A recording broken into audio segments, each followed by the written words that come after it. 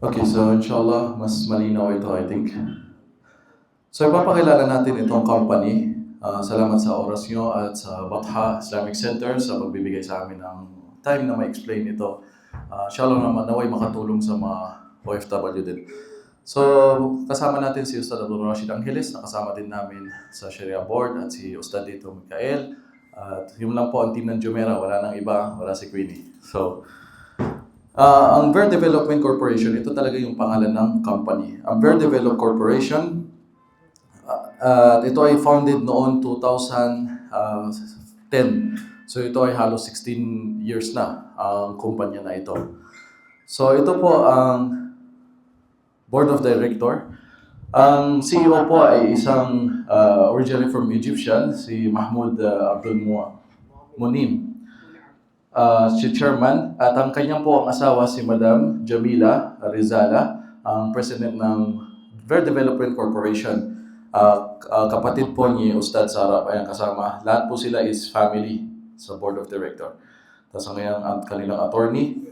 So, bilisan na natin inshallah. So, ang Ver Development Corporation, under nito is may maraming companies po. Andiyan yung Amlac, ito ay nasa Cavite ngayon. Yaska, yung construction company nila, may contractor din sila. Huwag po kayo mag-alala, hindi yan kasama sa Ghost Project. At meron din dito ang Jumeirahville subdivision. So mas nakikilala ang Jumeirah kaysa sa mismong pangalan ng Ver Development. At meron din sila Al-Insan Social and Educational Development sa foundation ko baga ganun. At meron din Jumeirah Islamic School. Ito po ay nag-exist na sa mismong sa Tagkawayan, Quezon Province. At meron dito ang Banlico, Convey the Message. So yan lahat po ng company under ng Ver Development Corporation. So ito isa sa mga unit nila na nag-exist po ngayon, mga bahay na tapos na. I think ito kahapon lang daw may kumuha nito, I think. So sorry na lang sa mga late. Ito available pa sa ADAS. Meron pa tayo sa ADAS. Ito yung mga bahay na meron ang Ver Development Corporation bukod sa Jumeirahville Subdivision. Sa Agono, I think na-i-video ko na ito. Ito available pa. So, inquire lang mamaya sa mga nais nandito si Ustad, inshallah. Sa mga nais tumira sa Agono o malapit ka doon, sa Agono Rizal, ito po, napakagandang unit yan. Tapos, ito ang first successful project ng Ver Development Corporation. Ang Verville Subdivision, ito po ay nasa Imus, Cavite. Ito po siya. Ayan ang mapa niya. Malapit po siya sa SM sa labas. Tabing highway mismo sa mga gustong tumira sa Cavite, sa Imus. I think available pa ito, may mga ilang units lang itong available sa tabi. Dahil talagang 70 units lang ito na full na lahat. At ang kagandahan dito sa subdivision, magkakaroon din ng masjid po. Okay?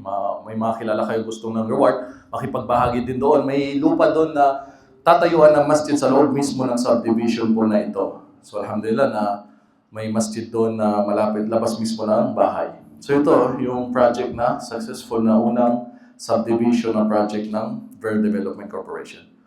So ito ang second malaking project ngayon ng Jumeirahville Subdivision. Ang kilala nyo nasa Tagkawayan. Tagkawayan, Quezon Province po. Ayan po ang itsura ng buong subdivision. So meron tayong malaking Grand Masjid. At meron na pong, ito nag-i-exist na po ito, yung madrasa, saka yung masjid dito na maliit. Meron na po ito. Ito yung napapanood nyo minsan sa videos namin. Tapos dalawang model house na sample dito sa loob. So, napakalaki ng subdivision po ito. Around 16 hectares kung nagkakamali. At ito, medyo malabo lang. Punta tayo dito sa baba. Ang Jumeirahville subdivision ay isang halal certified. Paano naging halal? Kinakain ba yung lupa? Hindi.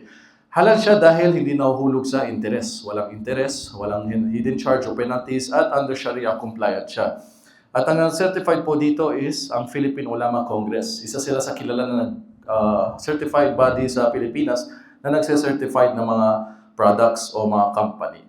So matagal din po yan. Umabot ng ilang araw debate yan. 3 araw data tayo nagde-debate dun sa kanila. Paano maging halal itong subdivision? Oo, matagal din pinag-usapan yan bago nila tinanggap na maging halal ito. Sila nag-approve na maging halal itong Jumeirah.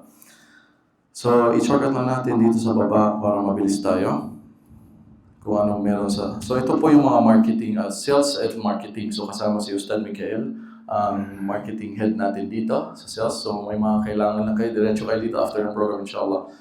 Kasama din si Queenie Padilla, sa atin marketing, anak ni Senator Robin Padilla. Si Farah, I think nasa Kuwait, Doha, Qatar yata siya. At ito parang kilala ko din na si Casey. At si Kailong, kasama din natin. At si Johaina, Mubarak Fresh Food. At meron pa tayong kasama si Sas Ibrahim. Andito siya. Mashallah, andito pala siya. Yes po, parang andito pala siya kasama natin.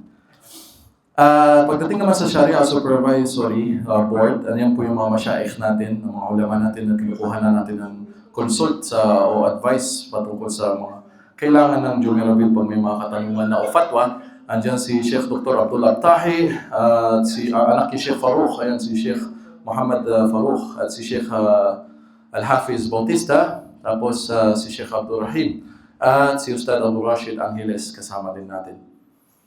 At yun siyempre si Ustad Mikael, hindi mawawala. So, ang location po ng subdivision ngayon ay nasa Tagkawayan, Quezon Province. Ito po ay mga around 6 hours mula Manila.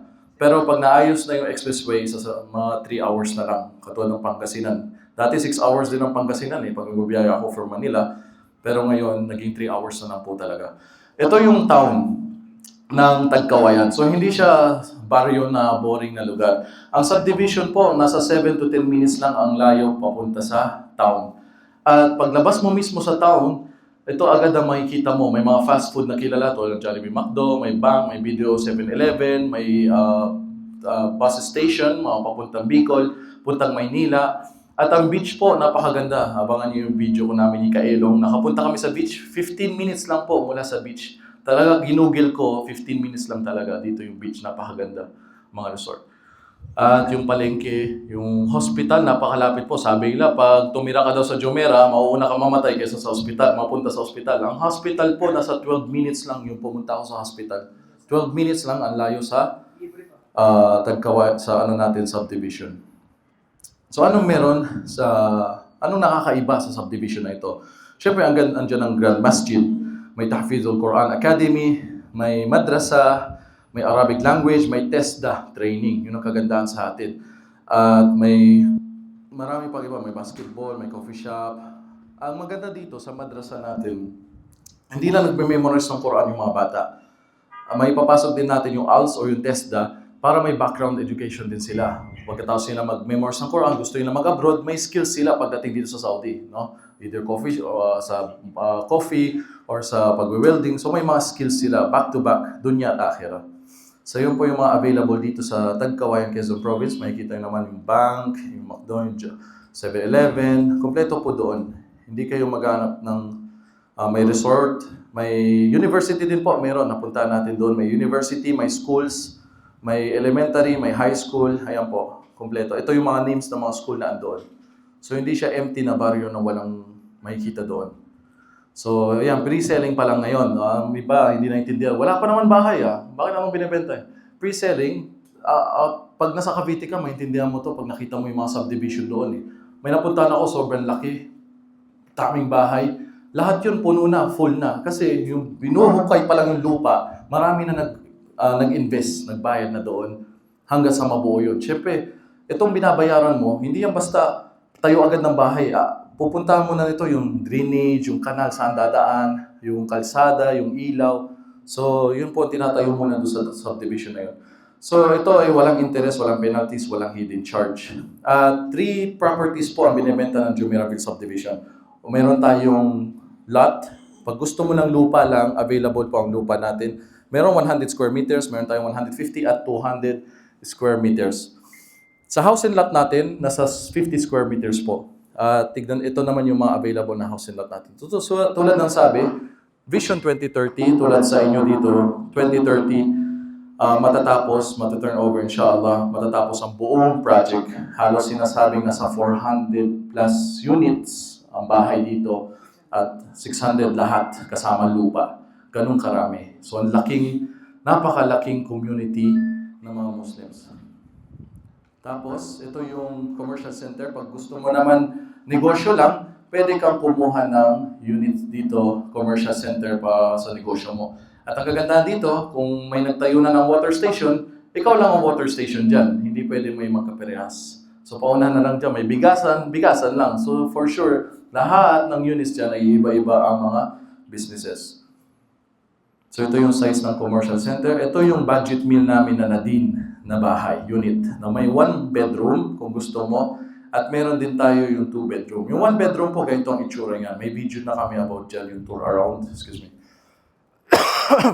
Ito turn over sa'yo, nakapintura na. Ganda ng pinto, yung sink, yung toilet, naka-tiles pa siya. At meron din yung Nadine na 2 bedroom. Sa ngayon, naghahalaga siya ng ganyan lang. Imagine mo parang kotse na Toyota Race lang. Ha? Saka makikita yung ganyang presyo, bahay lupa mo na. At may hawak ka talagang legit na papel na titulo. Tapos, ito pwede mo naman siyang hulugan kung hindi mo kaya bayaran yun ng cash. Pwede ka pumili 1 year, 2 years, 3 years, 5 years, may 10 years tayo, 15, at may 20 years. Kung 20 years ka sa abroad, at least uuwi ka after 20 years, may bahay ka. So, ito ay nadidivide na ng computation. Pero syempre, bawat taon, umaakyat ang presyo ng lupa at bahay. Kaya kung magtataka kayo, iba na yung price niya dito kapag kumuha ka sa 15 years. Ito po yung itsura ng 2 bedroom. I think napanood nyo na to yung Habibi Come to Jumeirah. So yun, pag may 2 Habibi ka, yan pwede dyan. Ito turn over sa aesthetic na. Tignan mo yung itsura ng pader. Siyempre hindi po kasama yung sala, yung upuan, yung ano lang, yung design, yung light. Talaga pag umuwi ka ng Pinas, ang kailangan mo lang bilhin is unan tsaka kumot. Ready ka na tumira. Ganyan na ito turn over sa'yo. Kompleto na talaga. May sink na. Ang government, pag nagto-turn over yan sa'yo ng bahay, di ba? Pabahay, anong itsura? Empty, di ba? Pati kisame, wala. Ang init. Bubong lang, tapos napakanipis ng pader. Hindi pa tiles yun. Ikaw pa magpapatiles. Minsan nga, wala pang pintura. Ito, kompleto na po lahat. So yan ang isa the best na investment habang nandito ka sa abroad, hindi pa nagkakatuloy yan, nagkagulo at pauwiin ka, may napupuntahan yung pera mong iniipon mo para sa pamilya na kung saan yung future mo. Hindi man ikaw, pero yung anak mo, saan mo gusto sila tumira sa Pinas. Ako, umuwi ako ngayon kung tatanungin niyo ako. Parang magsisisi ako ng konti doon sa ininvest kong bahay. For 3 years, hindi ko ginalaw yung sahod ko simula after ng COVID, nag-invest ako doon. Napatayo, building, maganda, maraming kwarto. Pero yung paligid ko nagbago. Dumami ang adik, dumami ang ganito. Kaharap namin businesswoman, pinatay. Sa harap mismo ng kanto na. So talagang, yung ba yung gusto mong lugar kung saan titira yung anak mo? Di ba? Yung dumami na ang kotse, siksikan na, wala nang mapag-parkingan, dumami yung mga nag-aalaga ng aso, puro dumi na lang ng hayop sa labas. Toxic na lugar sa totoo lang.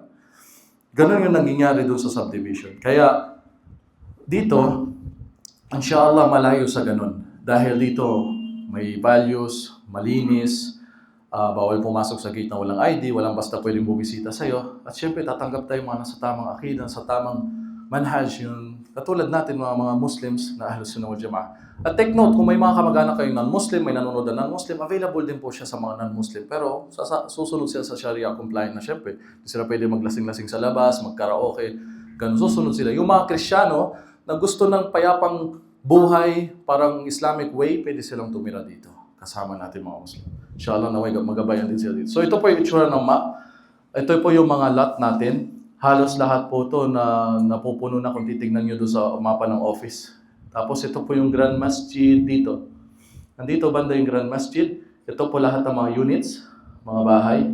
At dito available pa yung mga lupa din natin. Ito yung pinaka-main road, yung kulay green. Andito po yung madrasa natin. Dalawa ang gate yan. Gate katabi ng madrasa at gate katabi ng Grand Masjid. Napakalaki po itong Grand Masjid kung makikita nyo yung design niya doon sa opisina. Pag napunta po kayo sa Pilipinas, pwede nyo pong bisitahin ang office ng Jumeirah Verb Development Corporation. Nasa Bacoor, Cavite lang po. Doon nyo mas maintindihan at makikita yung mga units. Pwede din po kayo pumili ng mga iba pang design na bahay na nakadesign na mismo at fixed na, nakaplano na may na siya, design na. Ito na, may Sara 1 tayo, available din ang Sara 2. Yan, sino dito may mga asawang Sara? Ito, pwede mo regalo sa kanya. Mariam, sino diyang Mariam? Gusto niya ng may second floor, 2 bedroom. Ayan, available din tayo. Ito po yung itsura niya sa loob. Napakaganda tingnan niyo yung itsura. Mariam Loft. Ayan. Sino gusto ng Mariam dyan? Mauna muna yung Mariam na bahay, tapos hanap ka lang ng Mariam dyan. Ayan, Sofia. Ganda ng bahay na Sofia. Ayan. Mukhang maraming related sa Sofia. Sino ba yan? At ngayon, ito yung sa loob ng Sofia. Pakaganda. Ayan yung mga model Asia. Mayroon po tayong model na Asia. Ayan. Labo ba? Ayan yung details niya. May 3 bedroom, 2 CR. Tapos may kitchen, tiles na flooring. Ayan po yung tsura. Ito, ang pangalan ito? Asia din. May Yasmin tayo. Yan. Regaluhan mo yung sinong Yasmin na kilala mo? Mama mo. Ito, may dyan na tayo. Sino gusto ng dyan na sa dunya? Ito. Meron tayong dyan na unit sa dunya. So, marami na pong model house na pagpipilian kayo na nakadesign. Ito po yung license ng company po. Lalo yung license to sell, halos mahigit 1 taon bago makuha yan. Pinaghirapan yan paano makuha. Ito yung mga legit na, ang madali kasi para mangarap pag andito tayo na, sige, tipon-tipon tayo, mga magkakaibigan. Bili tayo ng lote, mura lang, doon sa ganito. Tapos, natin, divide, titira tayo dyan. Hindi mo maiwasan sa future, magkaka-fit na eh. Pag nang-agaw yung isa, yung pamilya ng isa, yung may-ari mismo ng lupa, di ba? Wala ka, wag ka basta magtatayo ng bahay sa alanganin na lupa.